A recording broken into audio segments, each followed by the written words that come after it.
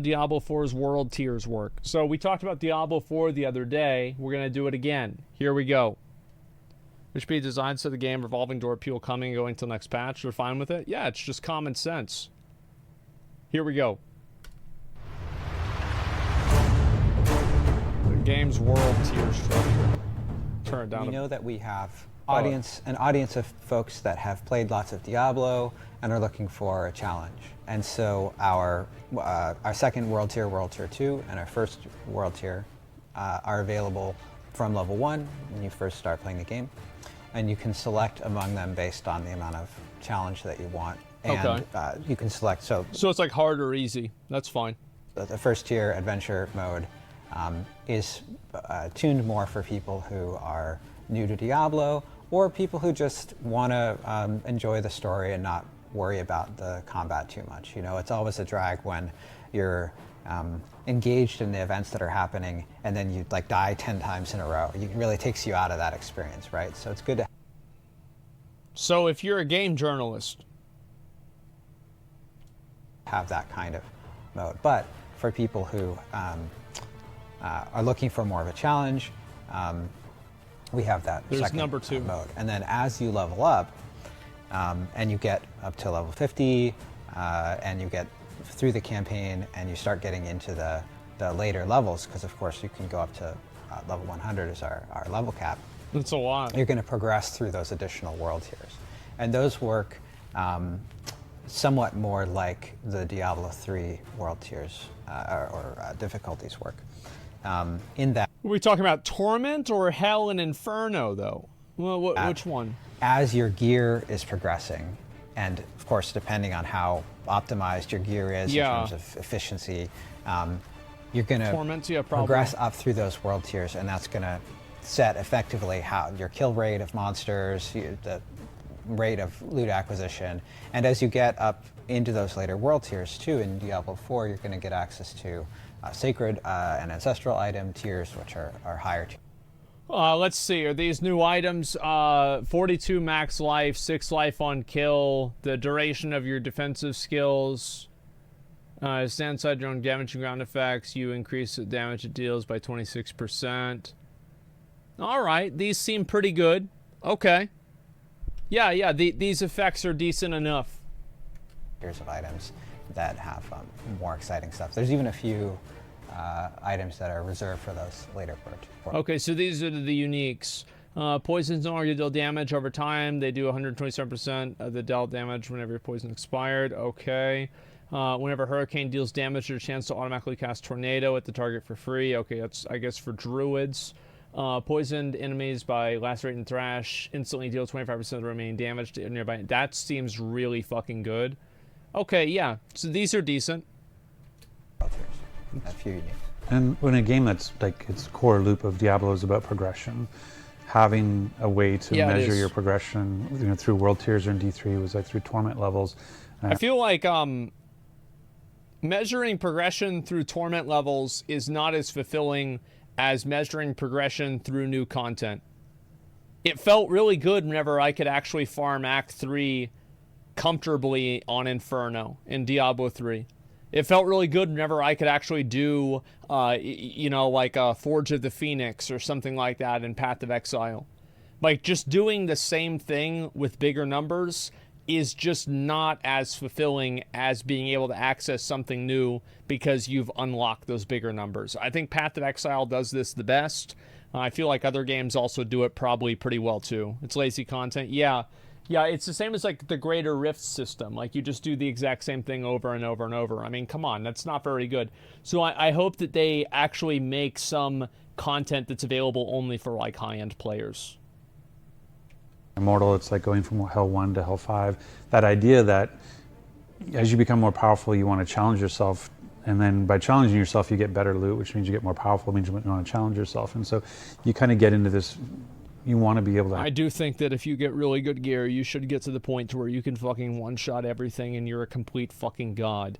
I feel like that is... Like, if you can't fucking face roll shit. Like, I remember back in the day, I would love watching Diablo 3 streamers that had like fucking best in slot gear, and they could just phase Diablo in like 3 seconds. It was nuts. It's more satisfying than anything. The thing is that it's satisfying when you earn it. It's not satisfying when you just get lucky once and then you get some fucking key item that just unlocks this ability for you. So, like, for example, like, whenever you see a class that's able to do, like, Wave 30 Simulacrum and PoE in 1 minute, like, it took a long time to get there. But, yes, it looks like a joke. However, there's a reason for that. They earned being able to make it look like a joke. Have that experience. And Diablo really shines when you find that sweet spot. Like, oftentimes you'll get to a point where slightly underpowered, working your butt off, you get that amazing drop. Now you're kind of into it, and then you get another amazing, now you're overpowered. I agree with this. I think that you should continuously want to, I think a game is better whenever you want to challenge yourself and fight harder content than min-max clearing, speed clearing, easy content. Like, the goal should be min-maxing, speed clearing, hard content. The hardest content in the game. That should be the apex. Not speed clearing, easy shit. Powered and everything's too easy, so now you need to ratchet up the difficulty so you get better. Now you're slightly underpowered again, you get into your sweet spot, slightly over, like, and that cycle is kind of really core to that feeling of progression in Diablo, and that's what the world tiers really give you, is that once you've sort of really dominated world tier 1 and you feel like I'm unstoppable and there's nothing that's really interesting anymore in terms of combat or loot, that there's a place to go to test yourself and get better loot against more challenging foes, and then same thing and go again. And so we find that things like the difficulty levels in D3 or the world tiers in D4 really allow that player that feeling of progression all the time, so they're constantly growing. Yeah, let me just add too that on the later world tiers, we saw an opportunity to add a challenge that the world tiers culminate in, as it were. So at the end, that's really cool. That's what I'm talking about. This is good. I like hearing this. End of, tiers 3, 4, and 5. There's a boss this is good. that you can defeat in order to unlock the next world tier. And in fact, the last world tier, where you can gear all the way up to 100, has a boss at the end of it, which is extremely difficult. That's badass. I like really that. Provides good. Something to stand up against with all of your optimized gear and say, like, all right, this is what I've been building toward, Yeah. Yeah, exactly. I think that's really, really cool. That is badass. I hope that they continue doing more stuff like that, so it makes it feel like you're gearing towards an end. Because, like, in some games, it's like you ask yourself a question, why? Why am I getting better gear? Just so I can do the same boss at a higher number? Right? And so you have to have those goals that people work towards. I love that, what Joe just talked about. I love that testing moment. Like is in D3 you can change from the menu anytime. From Immortal, you just go to West March and you switch your difficulty. But that idea that, again, one of the reasons you become more powerful is to test yourself against harder challenges. So that notion that there's essentially a gatekeeper preventing you from World Tier 3, and you have to demonstrate your ability. Exactly, yeah. Unlocking it through beating the dick off of a boss, that's fucking cool. I like that a lot. And you feel good about where you're, like, okay, if I can beat that boss, I'm ready for World Tier 3, and I can go into it comfortably or with some confidence. And I like that sort of, because again, especially the idea, like with Diablo 4 is going to have such a rich end game. We're getting ready for our end game beta, and there's so much to do from end of campaign to kind of getting to level 100. But knowing that out there is this level 100 boss waiting for you to get to the end of the end game, like. Thank fucking God. I'm so glad to hear him saying that, because that's the exact shit that I've been hoping for. That is the exact shit that, like, whenever, you remember back in, like, Burning Crusade, whenever Kael'thas was out on release, he's there. He's just waiting for you. That is such a cool fucking feeling. I really hope that this actually works out. Actual content, that's something real that's really in-game going to motivate bosses. a lot of players. I know it motivates me to be able to go, if there's one thing I'm going to do in this game is I'm going to defeat the 100 boss, and fortunately, we have a lot of great ways through the Nightmare Dungeons, it gives people goals. Helltide, and PvP, and all the things we can do after the campaign to allow us to prepare for that fight. Just that idea of getting into that world and feeling that progression, that movement, that you always know that you're going towards something, and you beat that next level of difficulty. And I actually think that having those hard bosses in games is actually really good for the game in general, because it gives casual players something that they can work towards and something that they know it's like, okay, this is where I want to be. Even if they're never going to get there, they know that, like, maybe one day I'll be able to fucking get to this boss, or, you know, be able to clear this thing if I play a lot. So I think this is a good idea. I think it's very important, because, like, having these, like, capstone challenges is a very core thing. Want to sell level 100 boss carry? Oh, I mean, I'm sure there might be ways to cheese it or something like that. I think it's very easy to solve that problem, though. All you have to do is make it to where you have to kill the boss by yourself. This is not impossible to do. It's not like, oh, like, like, nobody can do this. No, they can't figure this out. So, like, yeah, you're right. This could happen, but at the same time, it's probably not going to if they don't want it to. Where you get that new loot that gets that makes a build possible, so that you can actually go in, and because you always have that power fantasy. Like, that's what I guess, back to what makes Diablo is everybody has a core power fantasy, and some people it's class based, where, oh, I'm board and sword, I'm a barbarian, or sorceress or druid, or what have you. But when you try to go in and you're like, okay, how do I play into that fantasy? Like, what legendaries do I need? What skills do I need? How does my tree play out? How does my paragon play out? Like, how do I build towards that? And that's one of the things I really love about D4 is that I think more than any of the previous Diablo games, there's just so much more choice in how you lean into that power fantasy, from what does your barbarian look like, or what does your sorceress look like? What are the skills that you're using and how you leverage them? The fact that you can pull legendary, like, affixes or abilities off of... Fury deals 4% more damage for every second you haven't used a Fury spell, up to 24%. Fury skills, excuse me. Fury does 4% more damage. Okay, I see. So this is the, okay. Equipment and this weapons, is like and Diablo place them Immortal. into other weapons. And it's really that all the permutations, you're not locked into, I'm looking for this set of boots. Okay, you found that boot, cool, but I'm going to actually put that on my sword because there's something else I want on my boots that's going to make this amplified in a way that you've never seen before, because you've never had. Don't compare Diablo with Diablo Immortal. Well, this is the same system, like, generally what they have in Diablo Immortal. Like, there are some things in Diablo Immortal that are good. It's not like it is a universal L game and every single thing about it is bad. That freedom before, and that's what I think is really cool, that from all those choices, that it's really going to feel like your power fantasy. It's your class, your character, your build.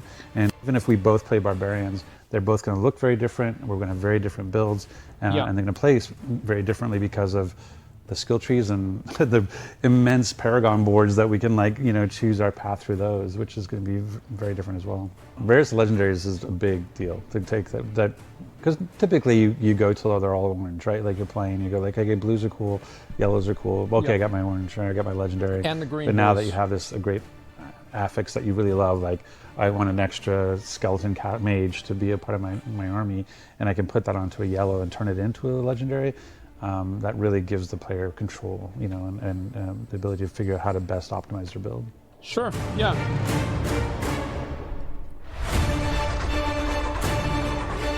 I think this is fair. Of all the Diablo interviews that I've watched so far, or all of the segments of the Diablo interviews that I've watched so far, this is probably the most promising one. They're talking about actually having capstone bosses, things that players can work towards, things like that. Things like your Shapers, your Seeresses, your Uber Elders, your Searing Exarchs. Like, these are, like, your Kael'thasses, your Illidan's, where, like, you get there and you're fucking happy you made it. So I'm really happy to see this. This is the most promising thing that I've seen so far with them talking about it. And I really hope that this is actually what they're able to capitalize on. You never played Uber Elder in your life? You're right. I didn't. I tried it once on my Righteous Fire character without looking anything up about it. I died and I never did it again.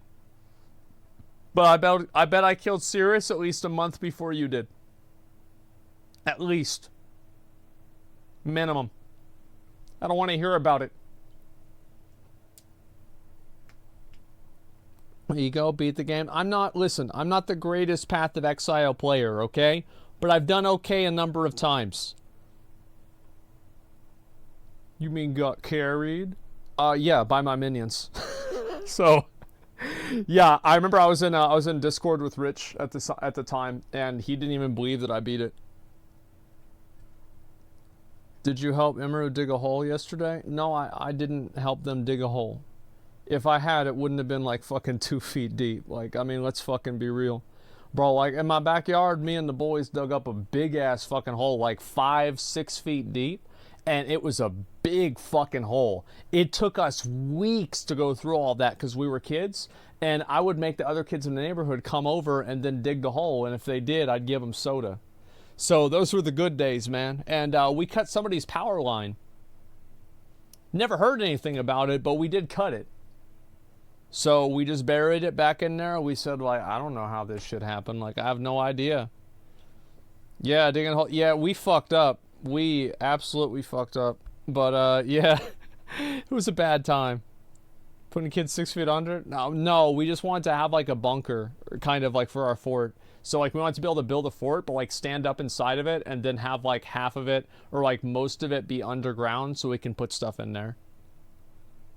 Being an organizer, even as a child? Yeah, bro, like, we were on that shit, man. We were so fucking on that shit. Alright, that's what stuff I wanted to watch today. And let me link you guys a video if you guys want to watch it yourself or whatever. Masculine urge, dig a hole whenever opportunity presents itself. Yeah, exactly. That's progressive. Yeah, I'm a nice guy, man. Is an S-Fan building a pool? I don't know. You'd have to ask him. I have no idea. I'm going to go and see if I can kill this rare at least a couple of times and then go to bed, probably. How many soda laborers perished? Unfortunately, not that many. Yeah, everybody just kind of, you know, was existing. That was about it. Would you like if Diablo 4 was more slow like Lost Ark or fast like PoE and Diablo 3? I think that Path of Exile is too fast. I think that Arch Nemesis monsters are a good idea. But I feel like peeling back the pace of PoE is not something that they can do until PoE 2 comes out.